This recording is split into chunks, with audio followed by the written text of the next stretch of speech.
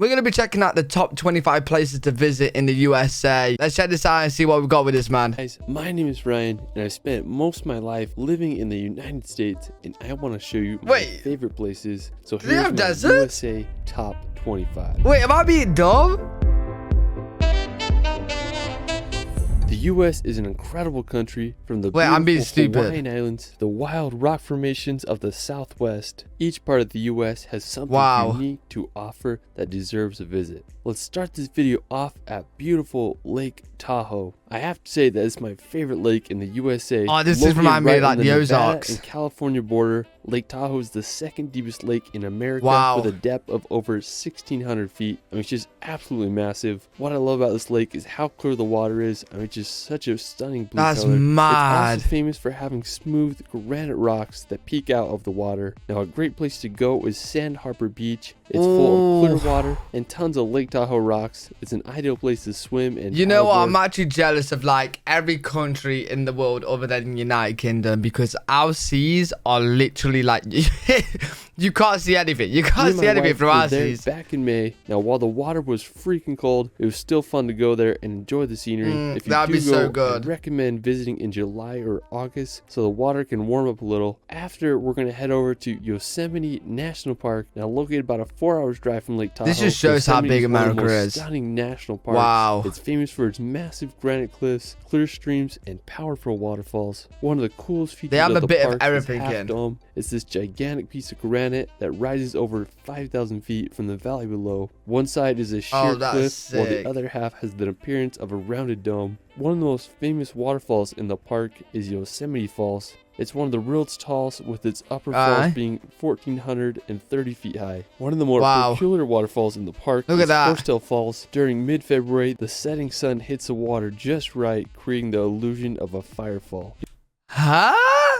I thought that, yo, I'm not gonna lie, I thought that was lava for a second. Yosemite is home to some of the most beautiful spots in the U.S., and I hope you all can visit. From Yosemite, we're going to head to the coast to visit Big Sur. Now, located on the Pacific 101 Highway, Big Sur is one of America's most scenic drives, known for its winding turns, seaside cliffs, and views of the misty coastline. One of the coolest places in Big Sur is the Bixby Creek Bridge. It's one of California's most photographed bridges, and you'll understand why when you get there. Scary, Big Sur is also home to Midway Falls, which is an 80-foot waterfall that falls onto the beach below. If you keep driving south on the 101, it'll take you to this elephant seal vista point. It's this beach filled with thousands of elephant seals. They're some of the largest and weirdest animals I've ever seen. Depending on what time of year you go. Wait, what on earth is an elephant seal? You know what? I didn't know any of this. I'm not gonna lie. I didn't know. First of all, I didn't know the United States was this pretty, and we're only like 3 minutes in. And then this seal thing, I've never heard. They may be sleeping on the beach or fighting to the death. Pretty crazy animals. Now, while we're is that what in California, oh my God, to visit the California Redwoods. Now, the Redwoods are the tallest trees in the world, with the highest reaching 379 feet tall. There are groves of redwoods scattered along the northern California coast. Oh my God, that's making me dizzy. There are plenty of places to see them. I went to the Jedediah Smith Redwood State Park. We explored the grove, and I was just blown away by the size of the trees. Not only were the trees amazing, but just the whole ambience of being there. The trees pretty much blocked out all sunlight, and then the ground was covered in these ferns that made it feel like you were in a Jurassic Park film. I mean, such a magical place. Now, after exploring California, we're going to make the drive up to Oregon. Now, I have to say that Oregon is one of my favorite states. So nice. It's home to massive volcanoes and countless waterfalls. Me and my wife did a road trip. Yeah, there's no way I'm going across this bridge. And countless there is no way. Waterfalls. Me and my wife did a road trip I'll just tell the other side about a month ago, and it was extremely enjoyable. Oregon is home to some of the best coastline in the USA. I highly recommend just driving down the 101 coastal highway. One of my favorite stops was this place called Meyer Beach. It had these massive rocks, and we had the beach all to ourselves. Another scenic spot is the Samuel H. Boardman Scenic Corridor. It's one of the most beautiful spots on the Oregon coast, in my opinion. If you keep driving up the 101, you'll reach Cannon Beach. When you think of Oregon, you might think of Cannon Beach. I remember first seeing this place on Steven Spielberg's movie. Why is it called Cannon? And I've wanted to go ever since. It's famous for its haystack rock. It's this massive 235-foot sea stack that shoots out of the ocean. In 2013, it was listed as one of the world's 100 most beautiful places by National Geographic, and I totally understand why. It's a wonderful beach to relax or jump in the water if you can handle the cold. After Oregon, we're going to head up to neighboring Seattle. Located in the state of Washington, Seattle has to be one of my favorite cities. Wow. I just love how it's built right on the Puget Sound, contrasted with the skyline. Wait, what is the state in America where it's very rich houses and it's built, I think it's man-made islands. And it's like lakes going, it's so beautiful. Skyscrapers and a backdrop of the massive Mount Rainier. I don't know what it's called. You gotta visit if you're in Seattle is Pike's Place. It's a public market that has been open for more than 100 years. It's full of fresh produce stands, unique shops, and the world's first Starbucks. I just love all the colors, smells, and all around That's vibe. interesting, actually. Pike's Place is also home to the Gum Mall. It might gross you out, but at least it's full of colors. After Seattle, we're home to the Gum Mall. Okay, yo, that's disgusting, bro. Wait. That wall is made of like people's... Oh, that's disgusting. Oh, that's... that is vile. Out, but at least it's full of colors. Oh! After Seattle, we're going to head up north to visit Alaska. When you think of untamed wilderness, Alaska is it. Are they mountains? It's just a land full of some of the world's biggest mountains and glaciers. And it's one of the few places in the USA where you can see the aurora borealis. Wow. When I look at these landscapes, they're just so vast and untouched. I mean, it's unbelievable. One popular form of transportation is by helicopter or bush plane because some spots are just so remote. So if you ever want to escape the chaos of the world, Alaska, that's beautiful. Holy, you gotta go. After Alaska, we're gonna go. I don't. Is it easy to go to Alaska then? Hawaii to visit the island of Oahu. All the Hawaiian islands, I have to say Oahu is my favorite. I lived there for over 8 months on the North Shore, and it was some of the greatest times of my life. I like this one. Hiking, surfing, or adventures, Oahu is the place for you. One of the most popular places on Oahu is Waikiki. It's a perfect combination of city and ocean. The beach is lined with high-rise hotels and shops. It is a perfect place to surf and catch some waves. Another one of the most famous places on Oahu is the North Shore. The North Shore is 17 miles of coastline that is home to some of the greatest surfing in the world. One of the most well-known beaches on the North Shore is the Bonsai Pipeline. The waves are created by a super sharp and dangerous reef that causes the waves to break just right. During the winter months, some of the most popular surfing competitions are held here, and the waves these waves are feet high. When mass, 20 feet. Swimming on the North Shore, the water is so clear and the waves are just such a fun time to swim in. While we're still in Hawaii, we're going to head over to the island of Kauai. Of all the... this is literally like a remote island. Hawaiian Islands, Kauai... Yeah, I don't believe it like this is all America. This is the oldest, making America's so big and diverse. It's nicknamed the Garden Island, and when you go there, you'll understand why. One of my favorite places is the Nepali coast. There are very few places in the world, if any, that match the beauty of this coastline. Yeah, that's pretty. The Nepali coast is filled with sea cliffs that rise 3,000 feet from the ocean, contrasted with deep, narrow valleys that empty to the sea below. There's several ways to experience the Nepali coast. One of the best ways is by helicopter. Prices range from anywhere between $200 to $300 for a 50-minute tour. You'll be able to get some of the best views of Nepali coastal cliffs and valleys. Another great way is through a boat tour. These range from 3 to 6 hours. That would be really good. Upwards to $150 per person. If you're on a budget like me, there's plenty of hikes and lookout spots you can go to. One of my favorites is the budget like me. There's plenty of hikes. There's no way. There's just no way. I'd be so scared. I'm not gonna lie. Like, lookout spots. How are you that close, bro? One of my favorites is the Kalalua Lookout. Another amazing place to visit in Kauai is Waimea Canyon, nicknamed the Grand Canyon of the Pacific. It's over 10 miles long and 3,000 feet deep. I just love the contrast between the red rock against the tropical vegetation. Yo, this guy's a madman. The Hawaiian Islands, we're gonna head back to the continental U.S. to visit the iconic you have to put New York in there. Skyscrapers, diverse cultures, and hustle and bustle atmosphere. It's a place that needs to be experienced. I was fortunate enough to live in New York for a few months. Even Times Square is just beautiful. Quickly grew on me. One of my favorite places in the city is the Brooklyn Bridge. The Brooklyn Bridge is one of the most photogenic places in all of New York. It's this massive bridge that connects the boroughs of Brooklyn to Manhattan. The bridge was finished in 1883 and it's become one of New York's most popular attractions. I used to love walking across the bridge and enjoying the view of Manhattan and the water below. That's so cool. The bridge is a great place to experience during the day, and it gets even more stunning at night because you'll be able to see the city lights. One of the most famous places in New York City is Times Square. It's one of the world's most popular tourist attractions,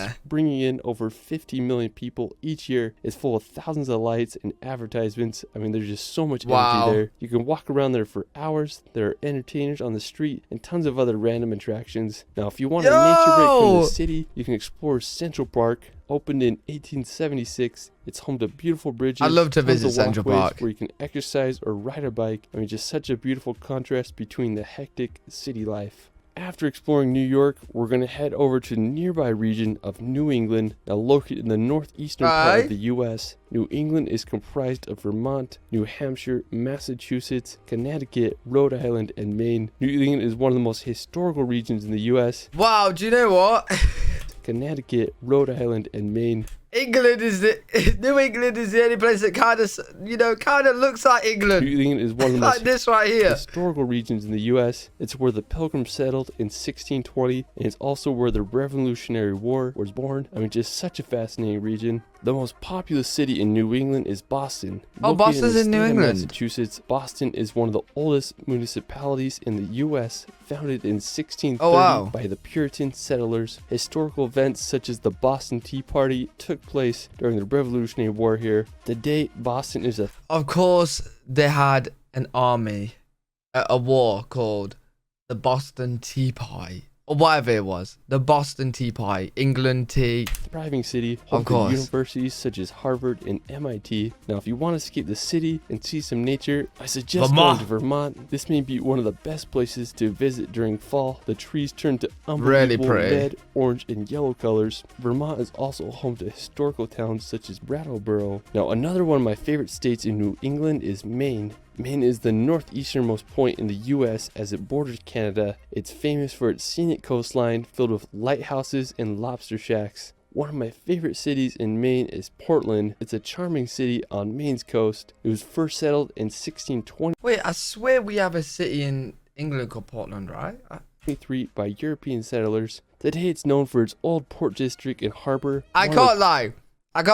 It's so funny to see how New England looks so similar to England, and it does not look as good as to everything else I've seen in America so far. Coolest places is the Portland Head Light. Like England, a historic lighthouse that was built all the way back in 1791, making it the oldest lighthouse in Maine. Another beautiful place in the state is nice. Acadia National Park. Acadia is mostly located on the Mount Desert Island. The national park is full of granite peaks, rocky coasts, and tons of beautiful trees. I have to say it's one of the most impressive national parks on the East Coast. After Maine, we're going to head to the opposite side of the country to visit the Florida Keys. So the Florida Keys are a Coral Cay archipelago located right off of southern Florida. It's basically the American version of the Bahamas. What's really impressive is that all the islands are connected by a road, making it one of the coolest drives in the US. I was out in Florida. This is really nice. And I really wanted to drive all the way to the end of the Keys. When you drive on the bridges, you'll be able to see the blue Caribbean Sea. One of the most impressive ones is the 7-mile bridge. At the time of its construction, it was one of the longest bridges in the world. I mean, it just looks like it never ends. The final destination on the Keys takes you to the city of Key West. It's the most southern place in the continental U.S. We spent the sunset swimming on Fort Zachary Taylor State Park Beach. I'm so jealous, man. This is so beautiful.